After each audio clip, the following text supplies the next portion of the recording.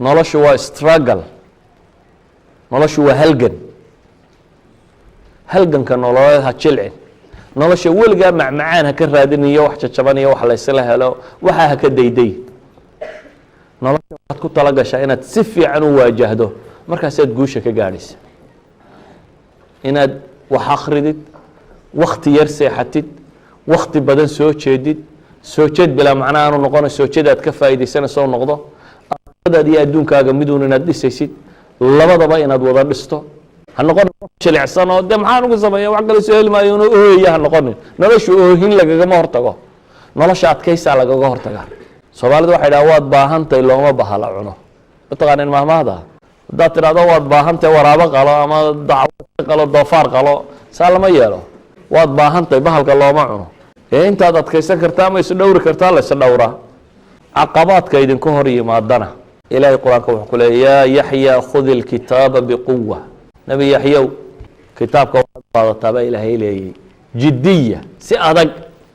qofka dhallinyaradii waa waktigu ugu xooga badnaa ee yuu noqonin waktigaa ugu jilicsanaydeen. oo waktigaad ugu xooga badnaydeen ee ha u muuqanina waktigaa ugu jilicsanaydeen. waa waktigaa ugu faa'iidada badnaydeen, ummadiinna, dadkiinna, dalkiinna, wax walba waktigaa ugu faa'iidada badnaydeen yuu idinka dayacmin waktigaasi. idan firaaqadu, dhallinyaronimada firaaqadeedu waa waxaan dib loo soo helaynin. waa waxay gabayadu iyo udabadu intay qayliyaan layta shabaaba yacuudu yowman faakbirhu bima facala almushiibu ay ku gabyaan. waryaa dhallinyaronimadii maalinuu soo celiya da-i waxa i badayaan uga sheekeeya buu leeyahy. waxaan idin leeyahay markaa firaaqa waktiga ka faa'iideeya. qofka dhallinyarada tajribadiisa waa yarta, waayo aragnimada nolosha uu leeyahy sanad kastoo jirto waxba kugu kordhaya. idan waayo aragnimada nolosha uu leeyahy way yartay. xalku waxa weeyaan inaad programid noqoto. waktiga xisaabso oo program u samee oo ha noqdo raasumaalka. maanta haddaad waxoogaa lacag intaad soo hesho ay suuqa kaaga soo lunto ka waran, madaxaad maanta o dhan isqaban lahay. aniyow 5,000 shilin oo 5,000 karono aan maanta bangiga kala soo baxay ayuu maalka markaa marayay shandadu maasiri ku rido jeebkaan la waayay. waad murugaysantay. waxaan taa uga jeedaa waktiga inaad dareentaan. weliba waktigaad dhallinyarada ti waa waktigaad wax weyn qaban karto. markaad 50 jir soo gaadho waktigaaga waxaad ka dhalin kartaa uu iska yaryihi. waktigaaga keligaa ma lihidoo dad baa kula leh.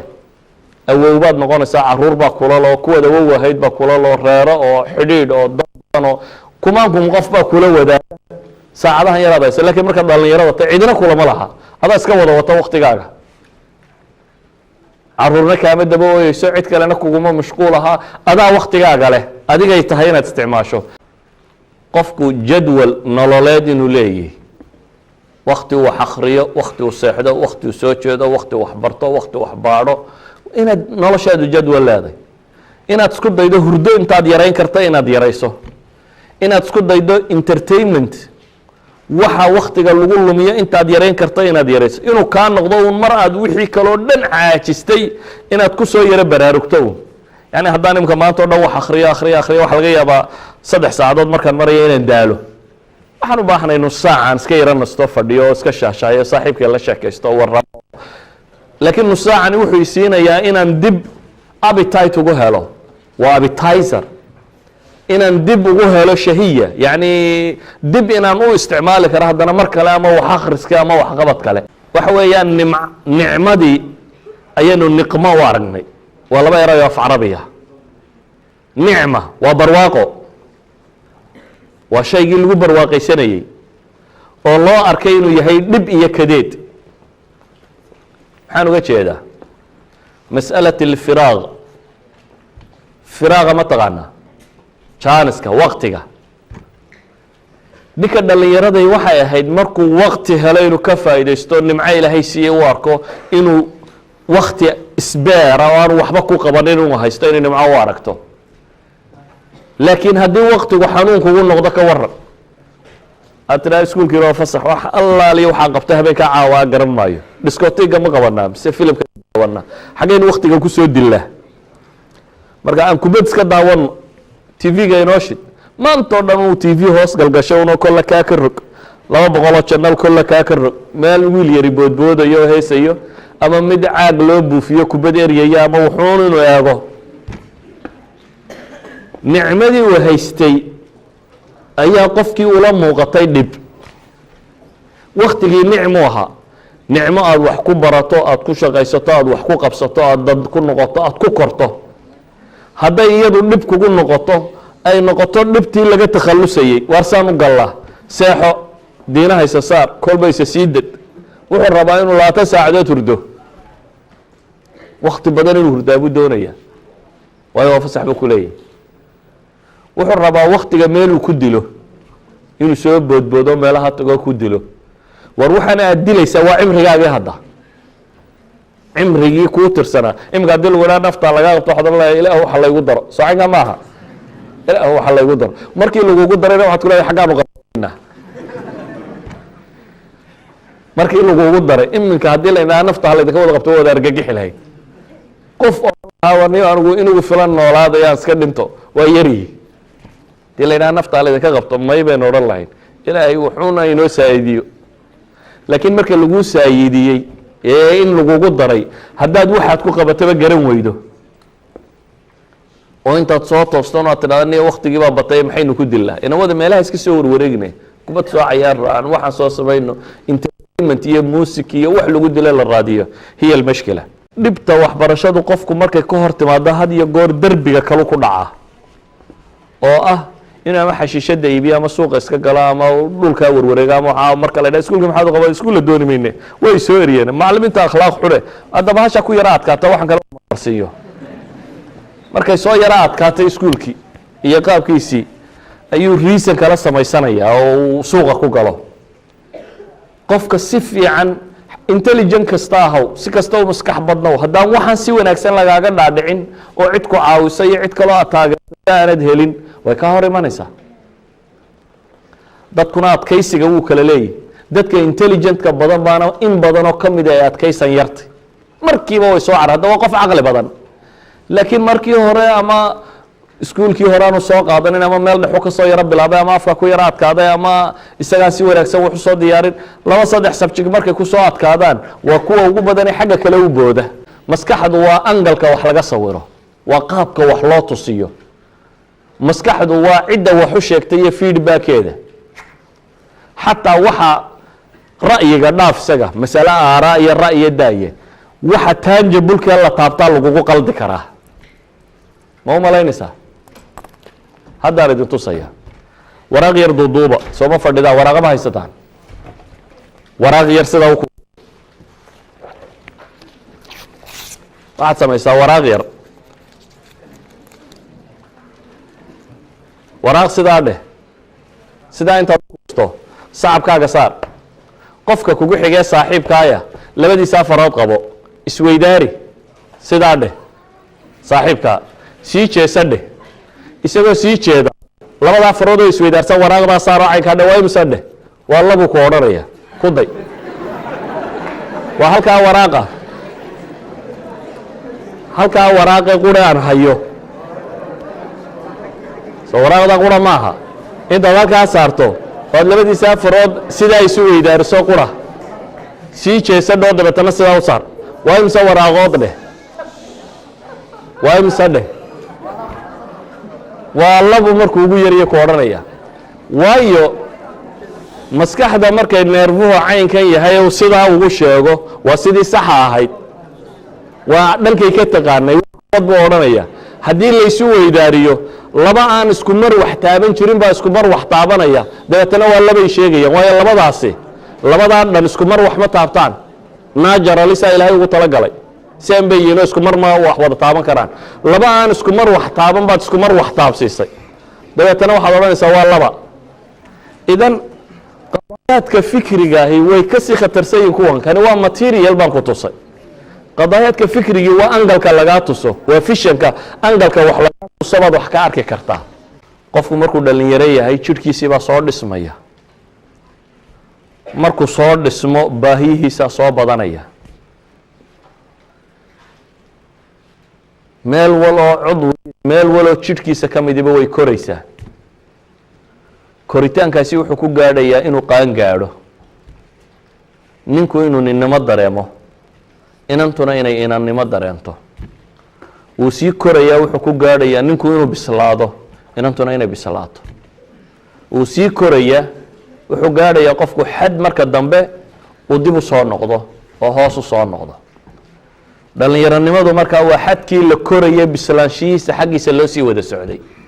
nin dhallinyaro saxaabiya nebiga u yimi wuxuu yidhi ilaahay rasuulkiisiiyo anigu adkaysan kari waaye, marka anigu waxaan doonayaa in zinada lay ogolaado buu yidhi. idigu maxaa odhan lahaydee nebi maxamed oo meel fadhiya intuu nin dhallinyaro isaga yimaado oo saxaabadii la fadhido oo dadkii la fadhiyaan ayuu intuu isaga yimi uu yidhi ilaahay rasuulkiisiiyo anigu adkaysan kari waaye, aniga xadhig ha laga furo, ha laga ogolaado zinada. saxaabadii agta joogtaa ku qaylisay, ha ku qaylinina buu yidhi. soo dhawow buu ku yidhi, udnu ii soo dhawow buu ku yidhi nebigu. wuu soo dhowaaday. wuxuu ku yidhi waxaan ku weydiiyo su-aaluu weydiiyey, su-aalo tilmaamaya qofku inuu dareemo mas-uuliyadi inay bulshada iyo mujtamaca ka saarantay. wuxuu yidhi waxaan ku weydiiyo hooyadaa ma la jeclaan lahayd? in hooyadaa laga zinaysto oo nin kale ka zinaysto ma jeclaan lahayd? may buu yidhi ilaahay rasuulkiisiiyo. wuxuu yidhi dumar kalena qaar bay hooyooyin u yihin, hooyana la jecla. walaashaa ma la jeclaan lahayd buu ku yidhi in ninka haysto ka zinaysto? may buu yidhi ilaahay rasuulkiisiiyo taa ma ogoli. wuxuu ku yidhi dumar kalena rag bay walaalo u yihin oo ma jecla. inantaad adigu dhashay, gabadhaada aad adigu dhashay ma jeclaan lahayd buu nebigu yidhi in laga zinaysto? may buu yidhi ilaahay rasuulkiisiiyo taana cidna uma ogoli. dee gabdhaa kalena rag baa dhalay buu nebigu yidhi oo iyana ma jecla in laga zinaysto. habar yartaa buu ku yidhi ma rabtaa in laga zinaysto? eedadaa ma rabtaa in laga zinaysto? wixii dumar ku weeraa ee uu ilaashanaya ee uu ceebta la rabin.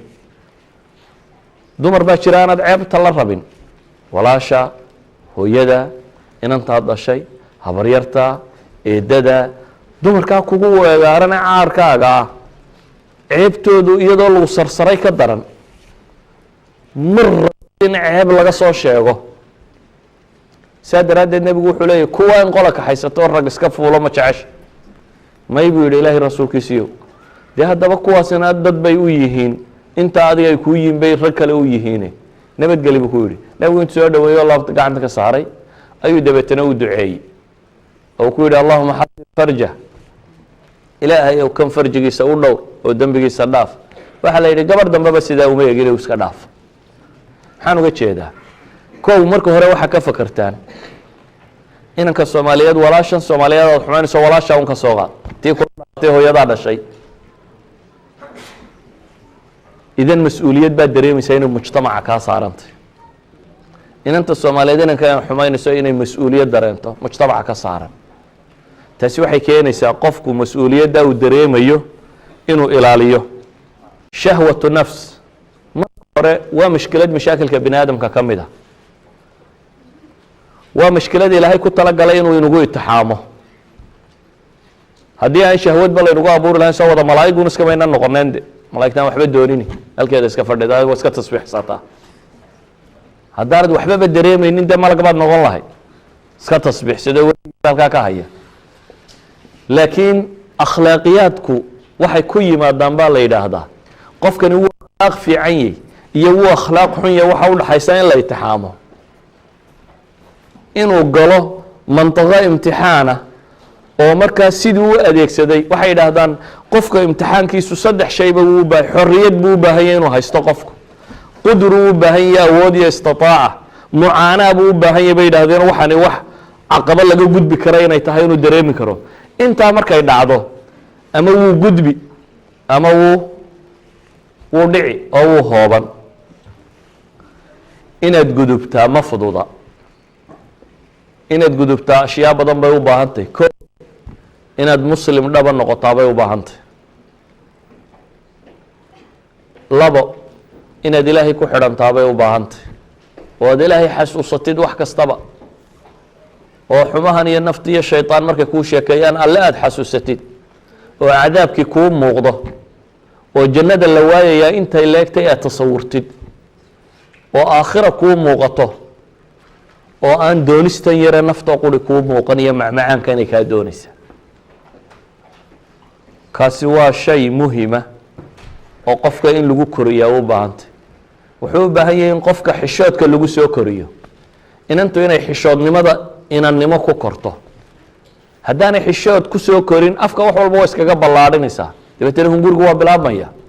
inanku haddaanu xishood ku soo korin sheekada koowaad baaba laisku fahmaya, laakiin haddii xishood lagu soo koro waxay noqonaysaa muddo in wax dahaadhnaadaan ama daboolnaadaan. yacni waxaa kala jira maruu qofku dareenkiisa xukumo iyo mar xataa dareenku kaa xoog badan karo.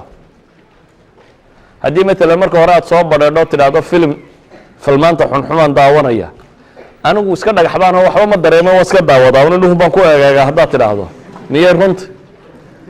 run maaha. film xun baan shidaya waa iska eegeegaynaa un, laakiin waxba dareemi maayo, run maaha.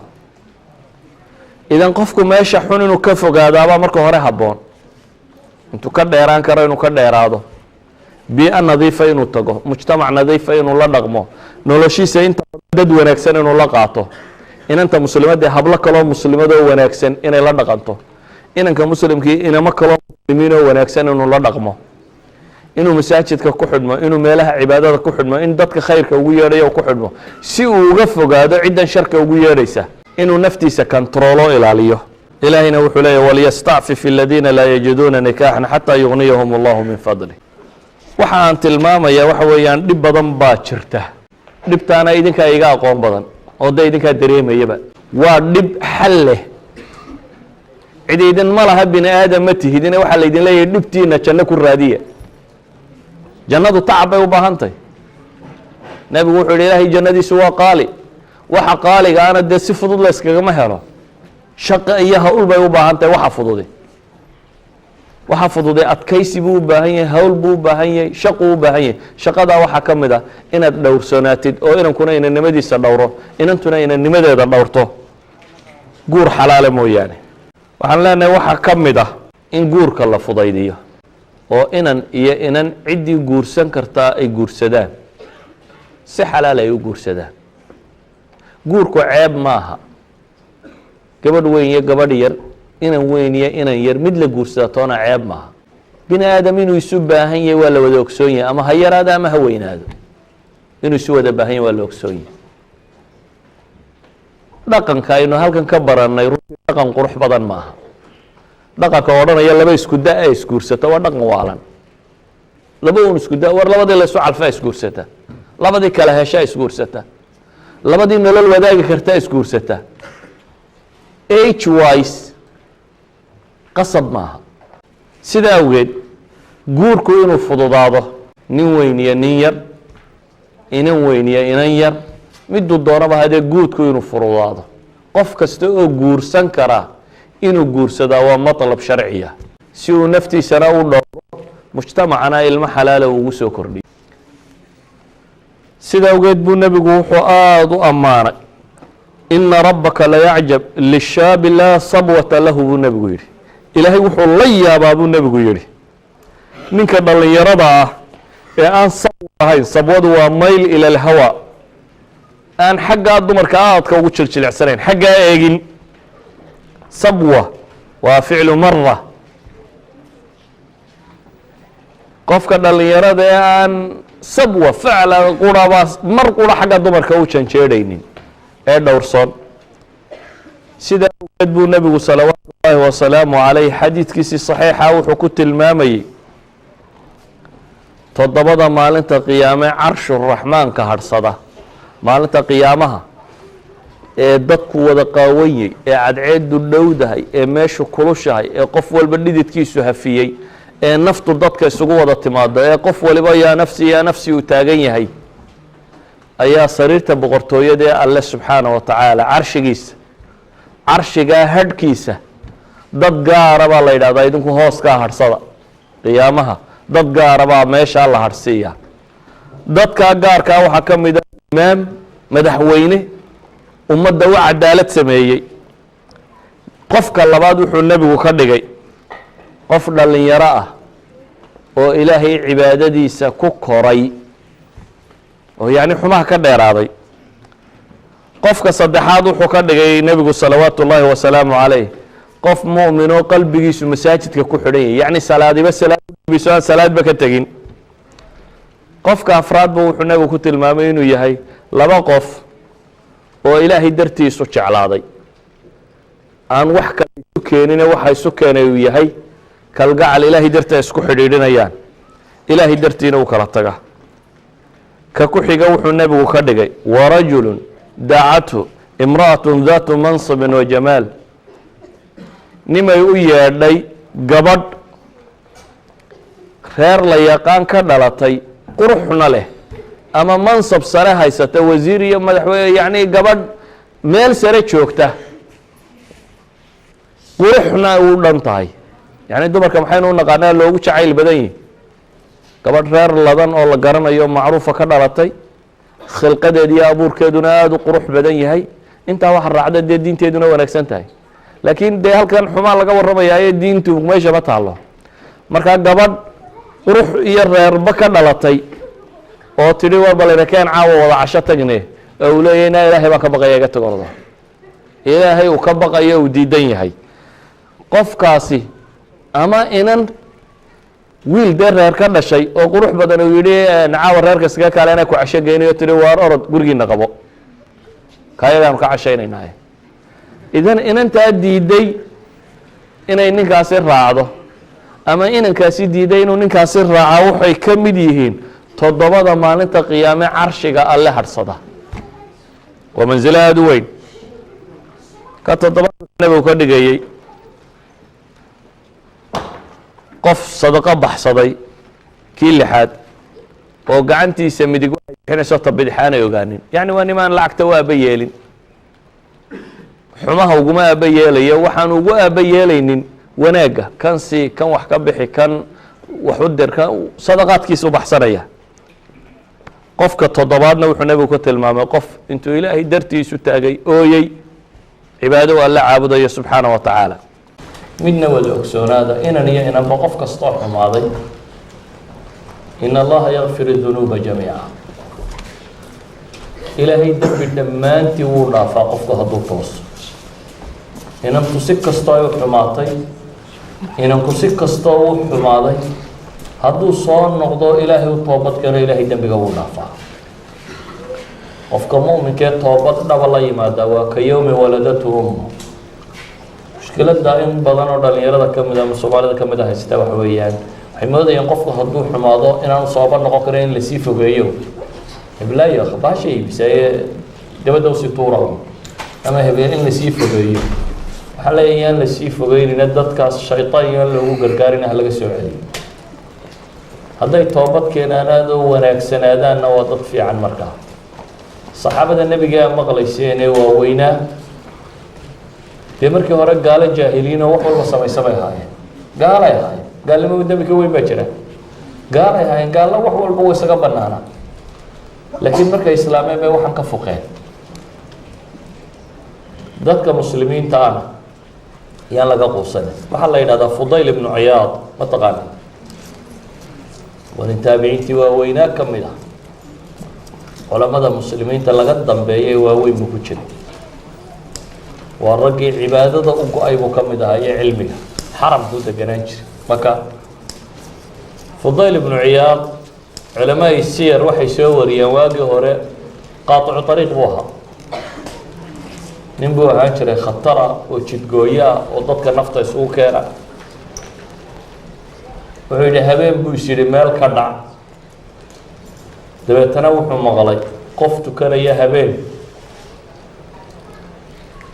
oo salaatu leyl u taagan oo qur-aan akhrinayo le alam ya'ni liladiina aamanuu an takhshaca quluubuhum lidikri illahi wamaa nazala min alxaq aayaddii uma qalbigiisa ku dhacday والمجارية يرنا وقت قاسي إلهي وتاجت ولدي ألم يأني للذين آمنوا يعني ولق عندك مؤمنين تاهي إن قلبي جود وخشوع إلهي الذكر يسيء حق ولا سودة شيء ما وقت قاسي عندك وآخر سعدنا وضع سا وسكجا صار نقضي ماشي ودعي ويصير إسكت ضبط كنا ما الخرابات وسكت قلق خرابات دي سجود شنا كتشنا أيو قرب مقلا ولا هذا صوص عطاله إن بوحول ورياده ومشان إنه مرينا ولا هو ماشي فضيل كشري شري جار كذي ورعاوة بدبادي ما ينين الله بينني ورجود مالها أنا خرابات دخل قلب بيودي خرابات هران قلب خرابات هي بيسوق قلب وماشي فضيل كشرو ورياه ما يسوي دي بيودي ورما مسلم كإله هي وقت قال قورينا يانا ما بقاها يقدر كل يانا ماشي تنا ماشي بس كجتك فضيل ما تسوق عن صدق ماشي سكجي ما مكوس كجي ميودي دبتنا علم وبرتي وعلماء يقولوا وين المسلمين اللي قدم بيجيبوا مركز دنبها فضيل بن عياض واللي برجع عبادة اللي قلته مبوها فحنا قلت هذا قاطع طريق قفك السجار نقضي أي مسلم نقا كرهته بدك